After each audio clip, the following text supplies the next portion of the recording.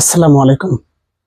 দর্শক, নির্বাচন নিয়ে হঠাৎ করে আমিরে জামাত ডক্টর শফিকুর রহমান কঠোরভাবে হুঁশিয়ারি দিয়েছেন যে নির্বাচন ফেব্রুয়ারিতেই হতে হবে।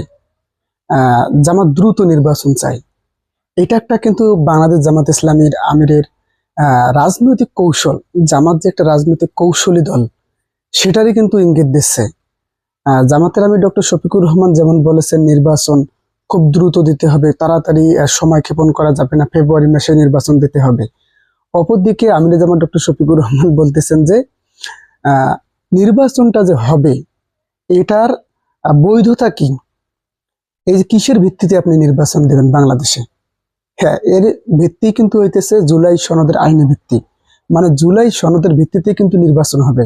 সংবিধানে তো নির্বাচনের কোনো বাংলাদেশে বর্তমান পরিস্থিতি নেই, কেননা সংবিধান অনুযায়ী যদি নির্বাচন হয় তাহলে নির্বাচনটা 29 সালে হবে, আপনারা জানেন। তাও সংবিধান যদি মানেন তার মানে শেখ হাসিনা এখন ক্ষমতায় আছে, এটা মানতে হবে। সেই অনুযায়ী 29 সালে নির্বাচন করে। তো জামাতের আমি বলতেছেন যে দ্রুত নির্বাচন দিন। আমরা সরকারকে আহ্বান জানাই, ডক্টর ইউনূসকে আহ্বান জানাই, কোনো কালক্ষেপণ করবেন না। ফেব্রুয়ারির মধ্যে নির্বাচন শেষ করে দেন, যেমনটা জামাত আগেও অনেকবার বলেছে যে সর্বপ্রথম দাবিটা কিন্তু জামাতেই তুলেছে যে ফেব্রুয়ারি মাসে নির্বাচন হোক, মানে রমজানের আগে। তো জামাতের পরিপ্রেক্ষিতে কিন্তু 12ই ফেব্রুয়ারিতে নির্বাচন। তো জামাতের আমির এখন কৌশলী অবস্থান অবলম্বন করে বলতেছেন যে নির্বাচন বিলম্বিত করা যাবে না, আমরা ফেব্রুয়ারি মাসে নির্বাচন চাই, দ্রুত নির্বাচন শেষ হোক।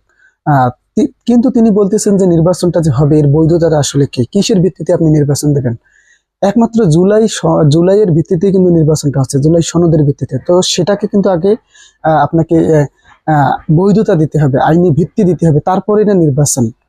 তার মানে জামাত কিন্তু জুলাই সনদের আইনি ভিত্তিতে গণভোট যেটা, এটাতে এ থেকে কিন্তু জামাত পিছু হটবে না। আপনি যতই যাই করেন না কেন, যতই জামাতের উপর যতই চাপ প্রয়োগ করুক, ওই 71 এসে টেনে এনে যতই জামাতকে নিষিদ্ধ করার চেষ্টা করুক, এই যে